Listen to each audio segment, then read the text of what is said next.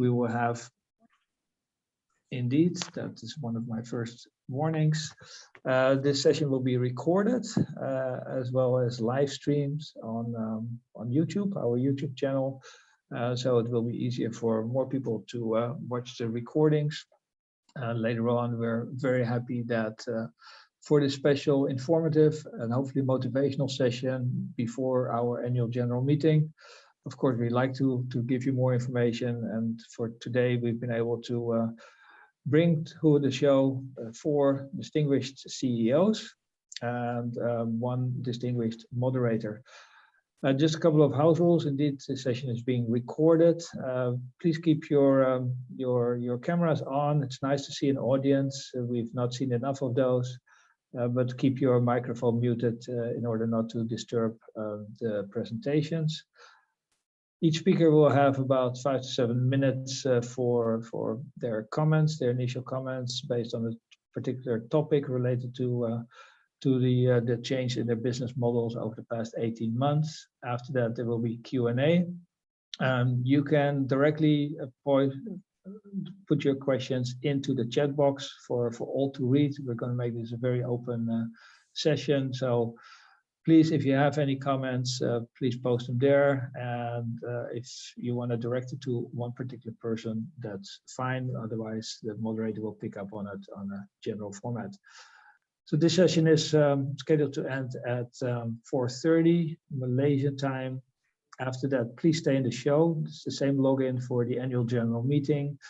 We will do some testing of the voting. We will inform you of the proceedings for the AGM as well with the voting, etc. We would also like you to change your name here, your naming, put your company name before your personal name, please. So some of us have already done that. So you can see some of us starting with MDBC, or we have, of course, Informa Market / Gerard. So if you can please put your name similar, then we can identify later on that we indeed have the quorum.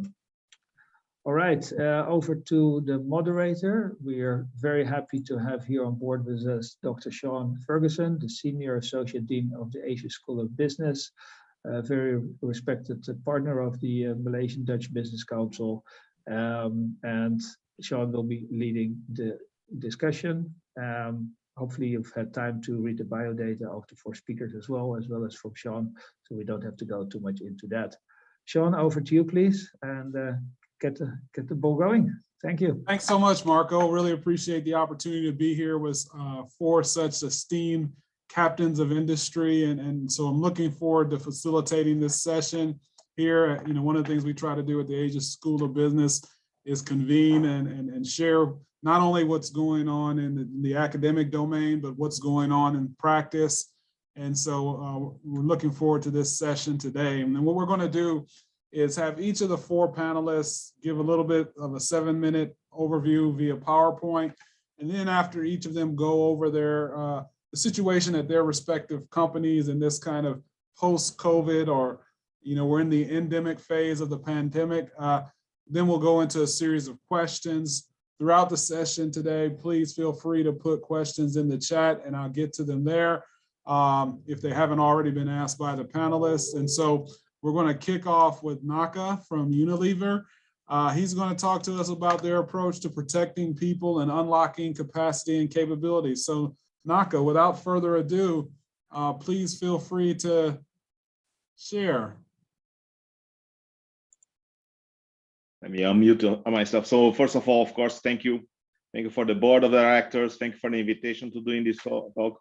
And of course, thank you for all the distinguished guests to hear a little bit of us here. My name is Marcos Nakagawa. I just recently arrived actually in Malaysia, but I've been actually the general manager for Unilever Malaysia and Singapore over the last year. I've been doing remote working, like many of us in different places. I am Brazilian, believe me or not. I am Brazilian. I am not like Asian born. But of course, I have an Asian heritage. My grandparents were Japanese. I was raised and born in Brazil. I have 2 kids, my wife. So very happy to be here.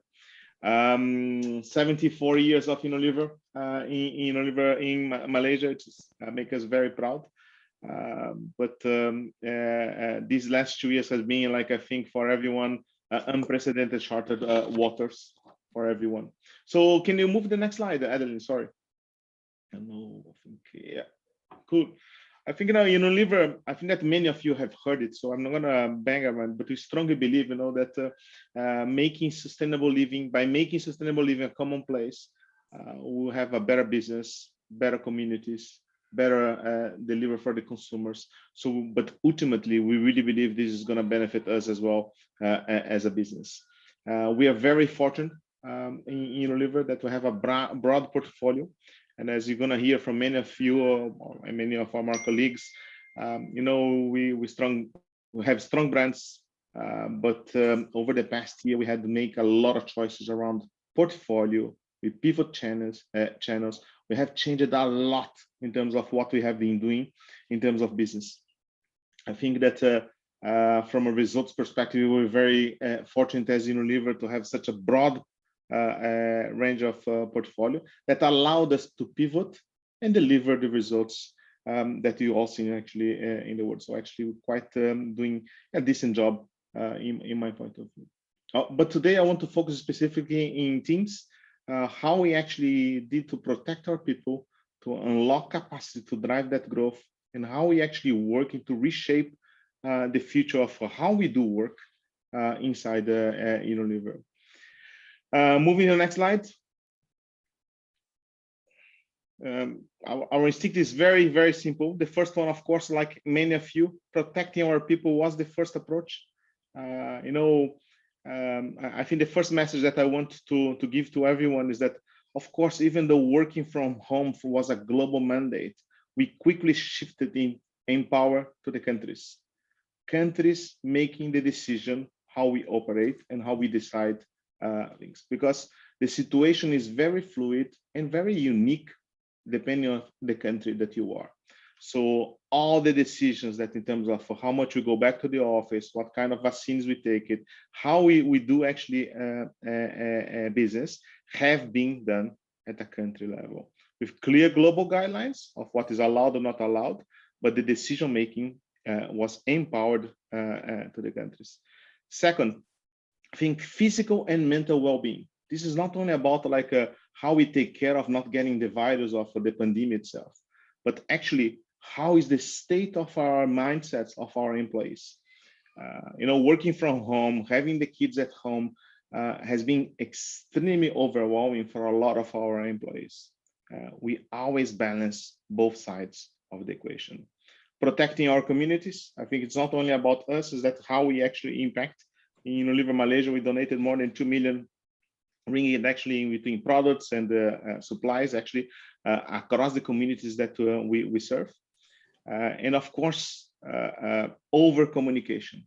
Everyone working from home, we have town halls every twice a month with all the employees of 1.5 hours, where we over communicate to everyone what's the current state of the business, what are the priorities, and more than ever, think about the health and the safety of everyone. We have this phrase in Unilever: if you take care of your people, the people take care of the business. I think that we literally took this really, really important for us in Unilever. Second, unlocking capacity. During the pandemic, simplification and making sure that you make choices again in terms of what are your priorities is something that everyone did it. But we quickly found out as well that there are some areas of the company that people are overwhelmed with work. There are clearly other areas that is not easy to identify. People are just not doing a lot. It's as simple as that. How we repurpose these people, how we actually can shift and create capacity within the current organization that we have it. We created what we call squads. People could volunteer in terms of making sure that if you have spare capacity or you have spare time, actually, what kind of other project we can supply in terms of the repriorities that we've done it in the organization. Third, and very important, of course, I think we've done more training in Unilever over the past 18 months than we have ever done in our lives, actually. So it's like unbelievable. Just to give you an example, all our sales force, regardless of what they are, are e-commerce certified. So we partner with like external organization to create a certification in terms of e-commerce. You can imagine that e-commerce nowadays is exploding everywhere, but every single sales staff in Unilever Malaysia has been e-commerce certified, regardless whether you're working in DT, in general trade, or in modern trade or e-commerce specifically. Third and last, and I think my last slide actually, can you move on one slide, Anthony? Sorry. Yeah, we also taking this opportunity to reimagine how is the shape, what's going to be the future of work. Over the last, I think 18 months, we accelerated a lot in terms of how we actually work with our employees. So from high digitalization, making sure that we automation a lot of the jobs. How can we actually simplify our reporting lines across? So have more than 100 reports done, generated inside the company, no one read it. That is the reality. We also reimagine of how we actually is our relationship with our future employees. From like a workforce that has 99% actually with fixed employees. We are going actually in a much more flexible relationship where people are going to be able to actually choose how many days of a week you need to work, how we actually going to create this model for the future. And third, all this creates and pushes us in terms of review, what is our office going to look like? Now we are exactly in the middle now of doing a new office. So we're going to change offices actually in Unilever Malaysia, where we're going to be able actually to change actually this relationship with the employee and get out from like this fixed desk to much more like an environment where we can be open and create an employee experience in the workplace that is going to be much more in terms of meetings, collaboration spaces, how we can create that environment. We are exactly on this point now. And with this, I give back to you, Dr. Sean. Thanks very much. So I'll just get one question in before we go to the next panelist. And so, in the consumer products business, what's been the biggest impact to your bottom line, positively or negatively? So I think that, as I mentioned, I think that the good part of Unilever, I think different than other industries, I can really recognize that actually in other industries. We have a very broad portfolio. Let me just give you a clear example. For example, when you're at home every day, deodorants, it's not something that necessarily selling quite a lot because you're not doing a lot of activity externally, you're not doing a lot. So actually our sales of deodorants like a half actually during the pandemic times. In the other hand, skin cleansing, which is soap. We sell a lot of soaps, hand sanitizers. It's like we could not actually supply enough this to consumers. I think that one of our biggest challenges as a company actually was actually to be agile enough from a supply chain perspective. You can imagine that actually with all the problems globally, from lockdowns, no lockdowns, a lot of our products are imported in Malaysia. Actually, close to 50% of what we sell, it's from other countries, comes from other countries in Malaysia, Singapore. Lockdowns in China, lockdowns in Europe, lockdowns in other places. How we guarantee that the flow of supply chain continues to go was, I think, one of our biggest challenges. Okay, wow, that's I think the way of life totally disrupts, in a virtual, remote work world, the way of life disrupts the portfolio and rebalances it. So I'm looking forward to digging in deeper after we get to the other leaders. Really quickly, we want to move on to Roland from Heineken, talking about how he navigated the crisis in a sustainable way. Roland, would you like to begin sharing? Yes, a very good afternoon to all of you who are in this part of the world in Malaysia, and a very good morning, Marco and the team in the Netherlands. I would really love to meet you all in person at the brewery in our tavern, of course, but unfortunately we're not allowed to interact very closely at this point in time. But certainly it will come. Thanks again for the opportunity for us to say what we all have been going through during this crisis. As many of you know, here in Malaysia, alcohol has been categorized as a non-essential product during this time, and it was really, really tough for us for the past 2 years. And this year, in fact, the lockdown has been for a period of 11 weeks where you don't basically, your brewery has been shut down. There's zero revenue during that period of time.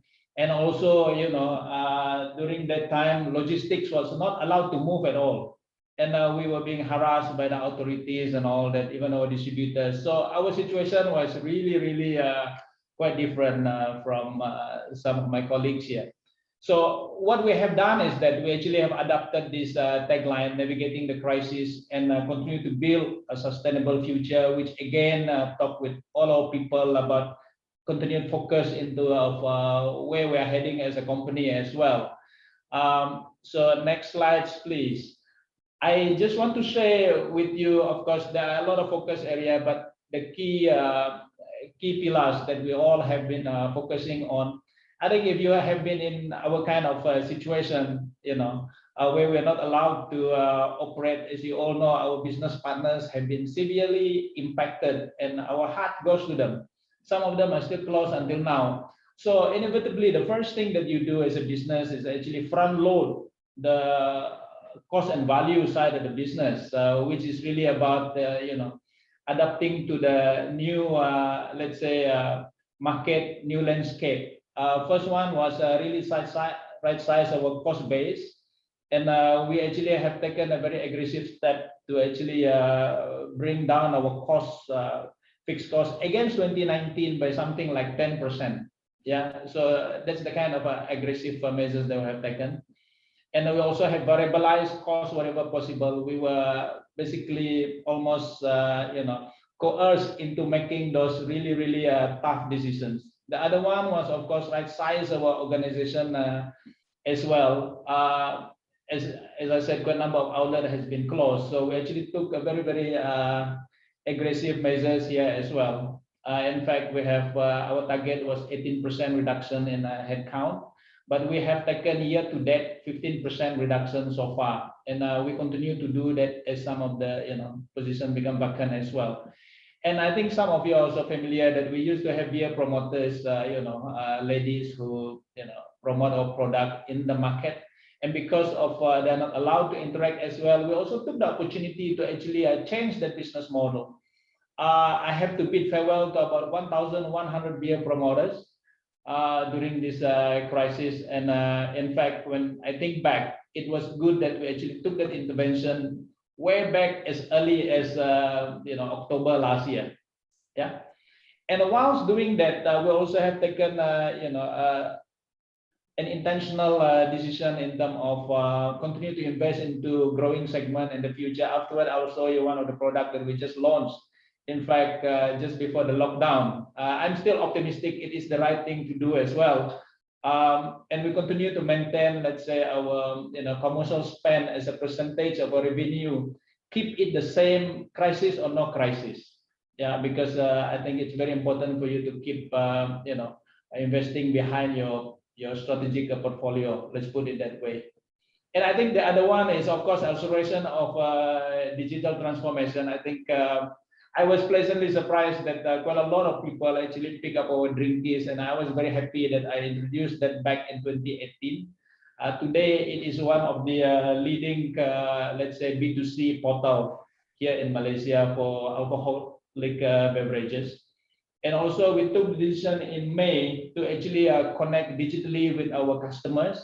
And my hope is that we will, continue to accelerate this, because digital has really been accelerated during this time, and this is the time when customers and consumers are willing to take that leap of faith, to adopt digital. Sustainability. Of course, we all have been doing this since at least 14 years ago, particularly water conservation. Proud to say that we have been given quite a number of recognition here as well. And I think we are one of those companies who is now presently in Malaysia who is water balanced. whereby for every water that we actually use in our production, we give back 1.5 liters to the environment. And this is of course because we invest in the upstream and all that, yeah, river rehabilitation and so forth. On people and culture, yes, quite a lot of things that my colleague Marcos have mentioned. I think it's all about, you know, this connecting. There is never enough, let's say, engagement that we can have with our employees because of the mental and the physical well-being. And I think one of the things that I'm proud of that we have done was actually for every 1,500 steps that our employees take, you know, we give one meal to the underprivileged. We have worked with a number of NGOs on this, and we are still going for 150,000 meals. We have not completed that yet. We continue to do it until we reach the target of 150,000 meals. So our staff are fully engaged on this. In fact, we work with the book doc that record everybody's step, for instance. I think it's something that I thought which is very engaging with the staff, for instance. And we didn't only talk just business when we engage with the staff during this period. In fact, we even brought comedian. We even brought Douglas Lim, for instance, to cheer our people up as well. So we do with a lot of humor, flavor, people sharing their success stories, as small as it may be. But getting the staff to speak, to talk, I think it helped to engage them to be really part of the team going forward because of the isolations, what it is done to us. Okay, finally, the last part, I will not talk too much about it. The second slide, Adeline, if you could forward it. It's time to move to your video, Roland, please. Okay, I think we have spoken about this. I think for us, it was accelerating the vaccination that we have done quite successfully. That's why we are allowed to operate quite fast since the opening. But I think I like to leave you guys with this innovation product that we actually just brought in. It's a wheat beer, and I hope that you all have a look at it. I hope you all like it as well. Yeah. So I think that's how I will end my presentation.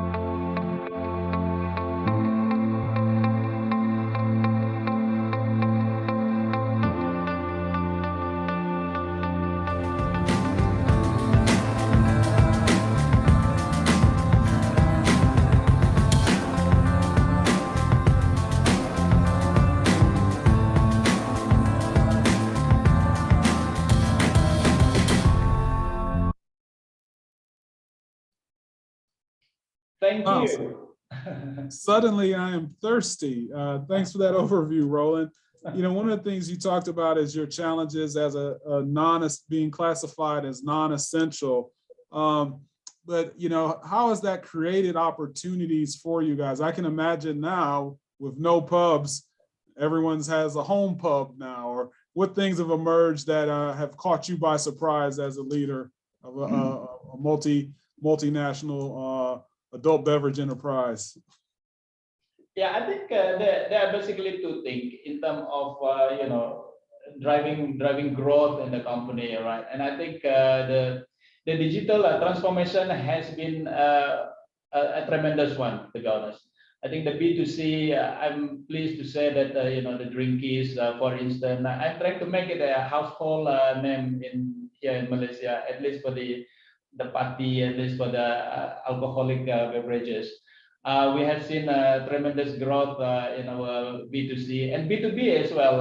We really have accelerated that as well, trying to create this unified consumer ecosystem. So that's really the end game, to be able to connect digitally with everyone from customers to consumers, all the way to breweries and whatever we do.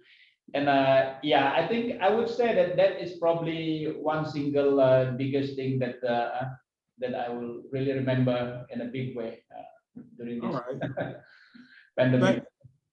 Thanks so much. We're going to go to Eric next and hearing about the digitalization at VW. Hello, good afternoon, and yeah, great to be here. Thank you to the Malaysian Dutch Business Council for having this opportunity today here. Yeah, to give a bit of let's say a small review of our digital journey and how we went through the pandemic. Yeah, as we can see here, can we go to the next slide, please? Yeah. Yeah, Volkswagen always embraced digitalization. Over the past years, we have achieved huge digital milestones. For example, in Malaysia, we were the first automotive brand to start with e-commerce activities. A few examples you can see here on the slide.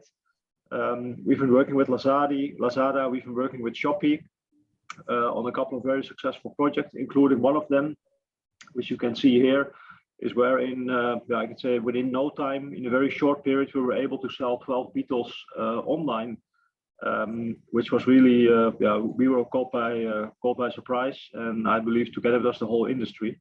So it was a great success. This was back already in 2017. So this was our digitalization already was way ahead of the pandemic where we are currently today. We were the first automotive brand to start to sell cars on Instagram. And we can say actually that 5-6 years ago, our marketing budget and our marketing activities were already, I would say, nearly 100% digital. If we move to the next slide, for our owners, we also launched, I would say, a very nice digital tool, which we call Volkswagen Cares. Volkswagen Cares is a program that comes together with an app. And through the app, the customer can manage their vehicle, they can see their vehicle information, they can schedule service appointments for workshop repairs. And of course, they are receiving reminders on exclusive offers and promotions. A very successful app, which was, as I said, launched in 2018. And recently we made an upgrade of the app. And I will invite you to have a look in either the App Store or Google Play and to download the app, even if you're not yet a Volkswagen owner. Our brand principles of being digital first and people first made us already, let's say, prepared for what was to come. So, as I mentioned before, we already had the digital roadmap, but when the pandemic hit us, it was only, let's say, for us a reason to expedite even further on our digital transformation. Can we go to the next slide, please? And digital first, people first. Internally, of course, we also had to, we were faced with a lot of changes and a lot of challenges, from being a company where everybody was sitting in the office all day to suddenly everybody sitting at home. So we did a lot of things there. We tried to adapt our stuff. We had to implement new working methods. And I think an essential tool and a big friend of all of us became Microsoft Teams. We are sitting most of the day behind Microsoft Teams. And I can say that within our company, we really quickly made that move into a digital working environment. Of course, thanks to all the colleagues and thanks to our IT department. But although we were remote, of course, we were very much aware of the importance of staying connected. So our HR department, and you can see a few pictures here, started several initiatives to support the team physically, but also psychologically. We did fitness challenges. We started with handing over birthday gifts to the staff that were at home. And of course, during all the festive seasons, our staff is always getting a nice present from us. So I believe that the success of these initiatives has a lot to do with our internal philosophy, the philosophy of Volkswagen, which says we, not me. A way to show solidarity, and this is very much firmly anchored in the Volkswagen working culture. If we go to the next slide, please. As an automotive brand, we already knew that our customers were online. I mentioned that in 2017 already we had our first initiatives. Malaysia is a young country, and the median age here is around 30 years, and the country has a very high digital penetration of over 80%. We are 100% digital now. When it comes to as well sales as after sales, we have a 100% digital strategy. And as I mentioned before, that experience has helped us to adapt faster into the new normal when we were confronted with the pandemic in last year, March. For example, 2 weeks after the MCO, so basically by the end of March, beginning of April last year, we already had an online showroom up. You can see it here on the slide. Our customers had the option to book their car online, and we actually made the total process of a vehicle purchase even more convenient with integrating a chatbot where we can answer the questions or the request of the customer, to even having the cars delivered at their home with Volkswagen Home Delivery. Same applies for our after-sales business. Volkswagen owners have the option to basically make their appointments online. They don't need to leave their home because we have a free home and free pickup and delivery for those customers, just to stay safe and to rest assured. And then it comes to peace of mind, which is vital for our business. And of course, for all Volkswagen dealerships, they practice very strict precautionary guidelines, on the one hand set by the government, and on the other hand, internal processes that we develop together with our dealer partners, which we capture, and you can see it here under the Safe Hands initiative, really to make sure that customer has peace of mind, and not only the customer, but of course also a dealer and also our dealers, and also the employees of our dealers. Speaking of our dealer partners, the closure of the showroom last year, of course, was very tough for them. And we've also heard Roland earlier today. We are facing the same with our dealer partners. A lot of dealer partners had to close down their showrooms for weeks, not only in 2020 but also in 2021. And that forced also those dealers to rethink their way of working, and to also look into their digital footprint and their digital activities. So our dealers are, I can say, digital savvy at the moment. They're holding a lot of live streams, events on social medias, where they do product walkthroughs, demonstrations, consultations, as well as sales and after sales, to make sure that despite all the difficulties in having contact with customers, they stay connected with their customers and their prospects. So basically everyone in our ecosystem, from I would say through the whole value chain, played a role in this digital transformation. And everybody was learning, let's say, new skill sets, understanding what is needed, what's required to integrate in this and adapt to those very, very challenging times that we are going through, and that we are still going through, because it's not yet behind us. The new normal has forced Volkswagen, has forced us to rethink what we do, to rethink how we do the things. And I think that together we have successfully pivoted and really rise to this occasion. The pandemic did not stop us from doing any business, although we had to do everything online. But we, for example, we successfully did 2 model launches totally online. If you would have asked me 3-4 years ago to launch a new car model online without even touching the car, I would have said that is impossible. But this crisis showed us that we were able to do it, and we also did that. And now with the reopening of the economy, we can see that the dealers are getting back into business again. They're getting back into operation. We will not stop innovating all our digital initiatives, because we, as I mentioned, we are on 100% digital strategy, and we will not stop further developing all the additional initiatives. But we keep in mind that the customer purchase journey is still a combination of both digital and physical experience, and especially the personal touch that comes with a face-to-face interaction is, in our opinion, still very, very important, and it will stay always like that. The difference, of course, now is that the customer has the flexibility to manage their ownership, to manage their experience either in an offline or in an online environment. So for us, the past months, I would say 1.5 years, has been quite a journey. The pandemic might have changed the way how we live, our lives, but it also gave us a lot of new opportunities, new avenues, and methods to stay connected to our customers, our employees, to everyone in the ecosystem. But I think there is one thing that the pandemic definitely has taught us, that the importance of human connection is still there, and it's absolutely crucial in our way of working, in our relationships with employees and customers. So, good. So, any questions? So, back to you, Sean. One of the questions, you guys talked about your digital journey. I think if someone could mute. So you talked about your digital journey. You guys were well along that path, but if you think about a continuum of where you were at before COVID, there's the internal side of digital transformation, and then there's the market side of digital transformation. Where do you think you've made the most gains when it comes to moving towards that nirvana state of digital transformation? Mm-hmm. Yeah, I think on both areas, so let's put it external, internal. I think both external and internal, we made big steps, with the difference that external, we actually already made a lot of these initiatives before the crisis, before the COVID pandemic came.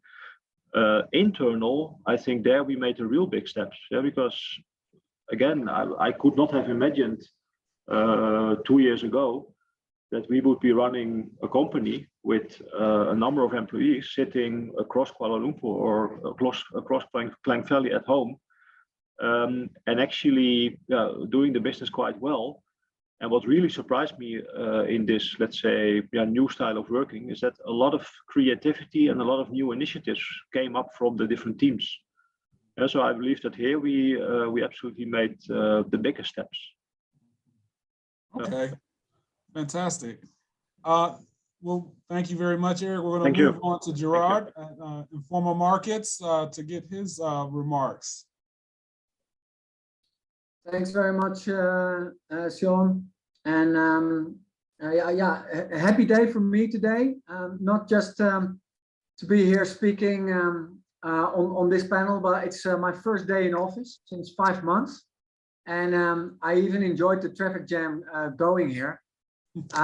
That feeling of getting a bit back to normal is really what we need. I represent Informa Markets. That's a British public listed company in the exhibition world. I'm Dutch myself. We are in the face-to-face business, face-to-face trade exhibitions. Maybe Adeline, if you can show the next slide. We're the biggest worldwide. This is not a great business to be in during a pandemic. You can imagine. If you can show the next slide, Adeline, please, and click a few times. This is basically what we have been doing for the last 18 months when it comes to our live events. Not just in Malaysia, obviously, but all around the world, different circumstances here and there. But talking about Malaysia, I've not been able to conduct any live events for almost 2 years now, except for one small last year. If you could show the next slide, please, Adeline. One of the main challenges we are facing as an industry in Malaysia, the business events industry, is that we are considered a mass gathering. We are not, we're regulated business meetings, but here in Malaysia and in a number of countries around us, we are considered mass gatherings. An organizer of mass gatherings is not a very grateful job in this period. We were the first to close. We're probably going to be the last to open. So a lot of uncertainty all the time. When are we going to be able to do something? We need normally for our trade events I would say a preparation time of between at least 6, but ideally 9 to 12 months to be able to deliver a return on investment a trade show, and that's been a huge challenge for us all the time, with the situation being as fluid as the other panelists have laid out already. The financial burden, of course, how long will we be able to sustain? We are a public listed company, but our losses has been over 1 billion in 2020 alone. So new shareholders, new shares had to be put on the market. Loans had to be made. For how long? So uncertainty within the company, of course. Then we are people working in the face-to-face business. The type of people we work with generally are quite extrovert people. They like to work with people. To make that transition towards digital and working from home and developing digital products was quite a challenge as well. And dealing with our customers in certain ways, a lot of our trade shows were going to take place. Companies already subscribe and sign their contracts, their participations way before the actual event. How are we dealing with that? There are juridical aspects, there are commercial aspects, uncertainty, postponements. So yeah, a lot of challenges for us, as for many of you, of course, in this period of time. If you could put the next slide, please, Adeline. I'll tell a little bit about how we dealt with it. A great sense of urgency, obviously, within our team. You know, how can we deal with it? We have to generate some revenue. We have to keep our customers on board and happy. How are we going to do that? There's a need for a digital transformation. How can we use the data? How are we going to do that?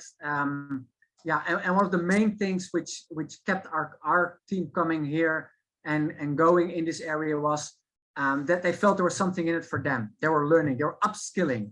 So we could discover digital talent, we could develop digital products much more rapidly as we could have had done in a normal situation. But for us, new digital revenue streams are pretty slow. We're also dealing with a lot of small and medium enterprises as our customers. They're not very digital savvy. There's a lot of education involved. So we developed quite simple digital products. Later on, a bit more complex products like virtual events, and within our team, a couple of totally new products, which two I'm going to mention very quickly to you. And it shows the creativity. I think Eric said it in his presentation within the teams. If you could show the next slide, please, Adeline. We organized a hackathon, came up with one idea. We launched an online retail shop for our fast-moving consumer good customers. It's launched August 6th within Shopee. So that's one new activity. It's slowly taking off. Another activity, it's on the next slide.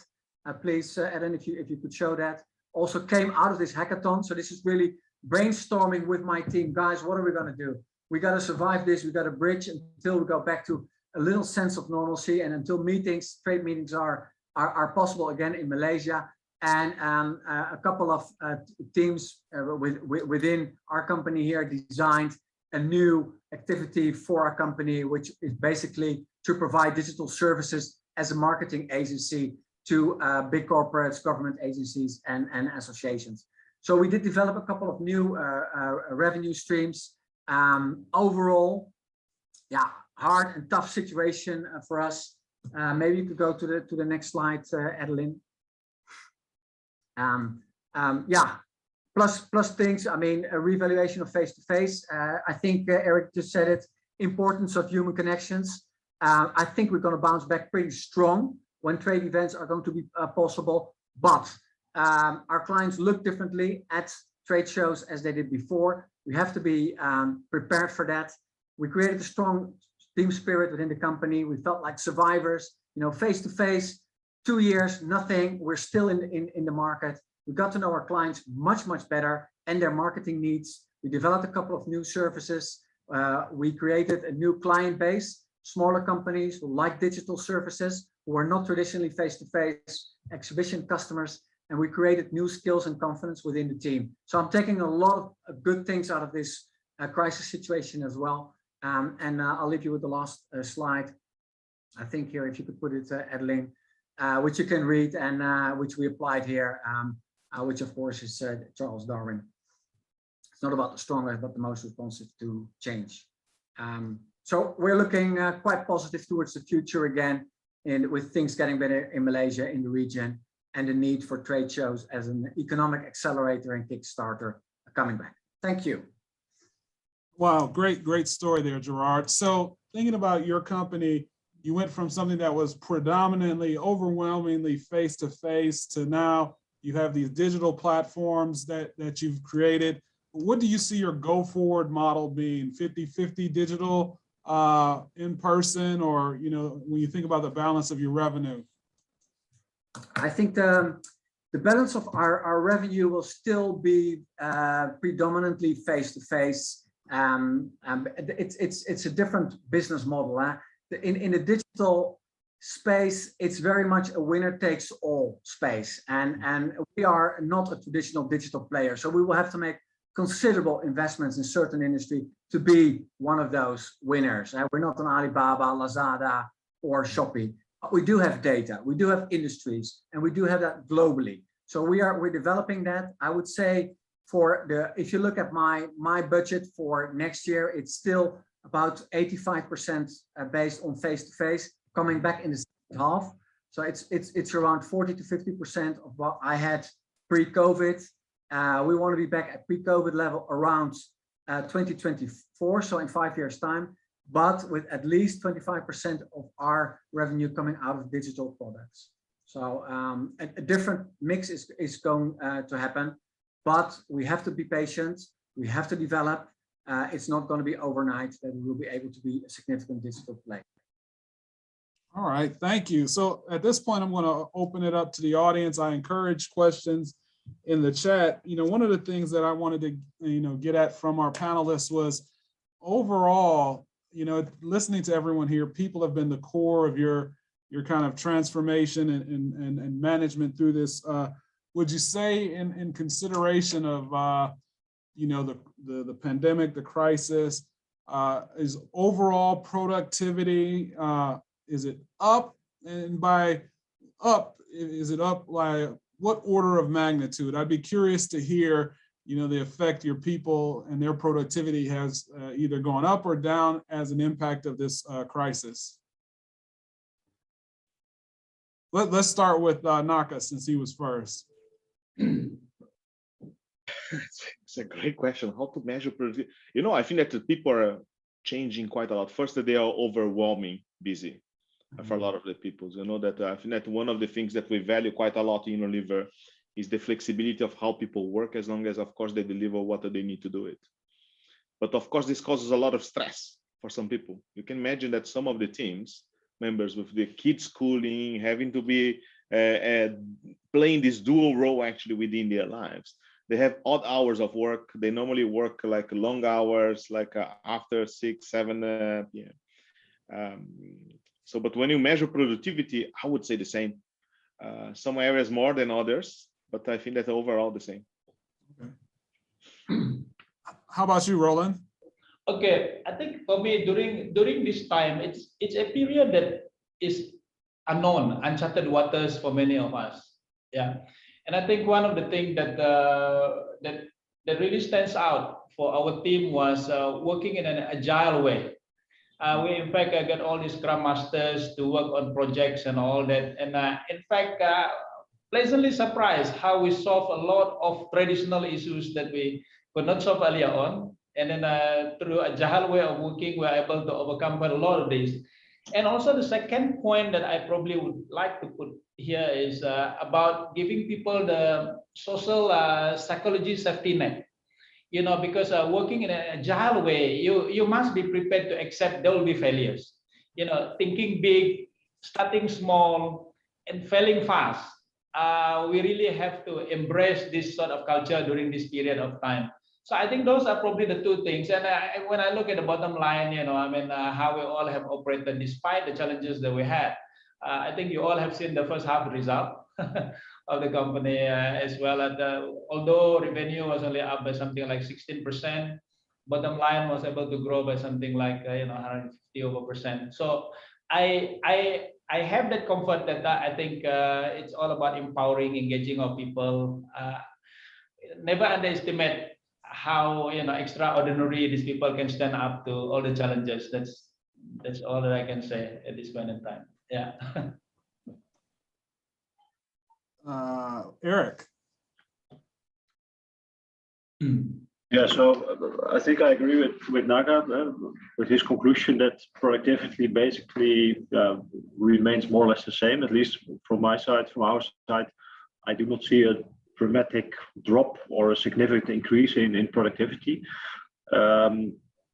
What I mentioned already earlier in my talk is that what I found really remarkable is the creativity. I believe the creativity was way higher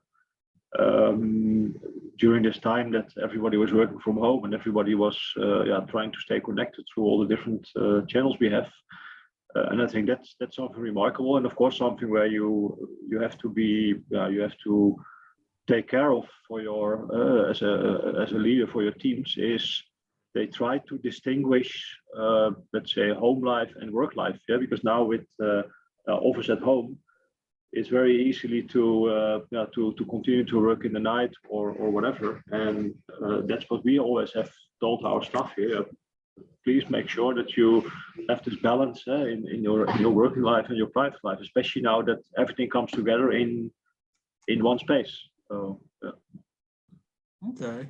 Yeah. And then Gerard. Yeah, I mean, if I look at the output in terms of US, our productivity has decreased tremendously. But if I look at the outputs in terms of innovation and creativity, I really have seen very remarkable things within my team, and a lot of hidden talent coming up, and a lot of willpower to come out of this situation together. The event business, traditionally companies in the event business are very much organized around events. So you have this little team, events, manufacturing, furniture events, food and hospitality event. All these borders were gone because we were all in the same situation. Guys, we got to digitalize. No matter how we do it, we got to do it. We got to survive. We got to understand our customers. We got to develop services. And I found it. I mean, and I wasn't, to be honest, I'm Dutch. I wasn't expecting that much in Malaysia. I was totally impressed with the power and the creativity within it's not such a big team, got 70, 75 people, and my management team is about 15 people, and really creative. So in that sense, and we won a prize internally as the best team of Informa, which is a big PLC. It's a great motivator for us. It was really heartwarming for me, of course, being general manager of that company. And if we can sustain another year, no, impossible. We really need to get back to some face-to-face events, or our revenue model is just too much under attack. It's too slow digital revenue for us to sustain. But yeah, a lot of positive things came out of this. In terms of I think that's the impact and the innovation, the amount of innovation that's come out of this and creativity, I think really sums up what we've also seen at the Asia School of Business as far as thinking about the productive impact of things and that resilience you talk about. We've got a question from Frank in the audience, and he wants to know what's been the biggest issue growing the business in a digital only environment. And so one or two of you who feels really strongly, maybe I'll start with Eric, since their business has been digital since 2007 here in Malaysia. What's been the biggest issue in this environment? Yeah, the biggest issue, and that's where I closed my 7 minutes with, is that in our business there's a lot of emotions involved. In buying a new car, servicing your car is still a lot of emotions involved, and so our biggest challenge is to have let's say the combination between, on the one hand, the digital journey, and on the other hand, still the personal contact, the human touch. And that's a huge challenge to continue to grow your business in a digital only environment. So that's a challenge that we faced. And I think that's also specific for the industry where we are. At least I believe there's still a lot of emotion involved in buying cars. Well, yeah, and I think we see this as well. When you have a premium product that's really expensive, digital alone can't sell it, right? There needs to be some kind of human connection and reassurance with that product. Roland or Gerard, any interest in this question? You guys have talked about. Yeah, I think for me it's about how the industry is misunderstood. Mm-hmm. In many ways, because I think during the lockdown, even if you look at data, where the main clusters of COVID infection, for instance. So, and I think we have been labeled quite wrongly in that sense. So I think for me, that's why engaging the government on we are force for good. I mean, the contribution into taxes and all that even if we don't do it, someone else will do it in the form of illicit trade and all that. So I think that continues to be a point that we will continue to educate the let's say the key stakeholders on how the industry is should be viewed. Yeah, proactive management of reputation is key in this environment, you know. Well, if I can add one thing about digitalization in our industry, which is problematic for us, that's the perception that everything what's digital should be free. Right. So when it comes to lead generation on a physical show, companies are prepared to pay money for it, considerable amount of money, but when it comes to really qualified lead generation digitally, many companies, also big corporates, have no idea what they're willing to pay for a qualified lead, or how many leads they need to convert into an order, which is quite interesting. But the perception in general is should be free or very low cost, and that, of course, for a company as ours is a challenge. Great point on that. I think we're seeing that we're in the midst of planning a conference right now, and everything has changed as far as what our expectation to pay is and all this kind of supporting infrastructure that we need. Naka, I'll let you close with any observations you've had about how it's been operating in a digitally only environment.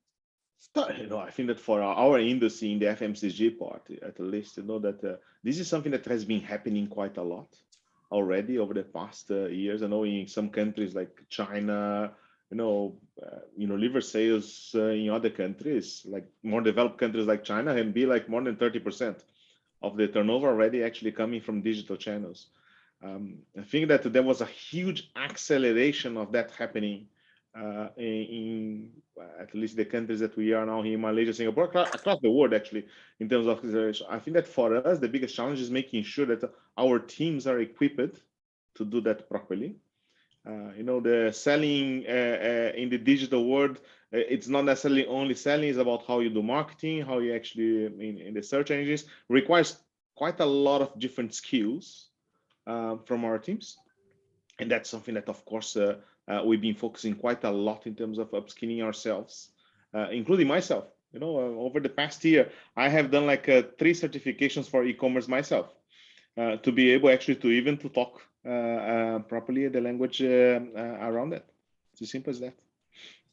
Well, hey, I think this has been a fantastic session, and just this environment has really created capacity, I think, for all organizations to unlock potential that they may not have even could have fathomed that they had before the pandemic. And so congratulations to all you guys on all the success that you've had. And in order to maintain my honorary Dutch membership, I wanted to finish on time. I appreciate everyone's help. So thank you very much. And I'll turn it over to Marco now. Thanks, wow. John, you managed to do it in time. Compliments. All right. Thank you so much, Eric, Naka, Roland, Gerard. Fantastic job with the audience together. Can I invite the audience to unmute yourself for a moment, and we all go together for a round of applause for this great set of CEOs, please? Yeah, 5, 3, 2, 1. All right.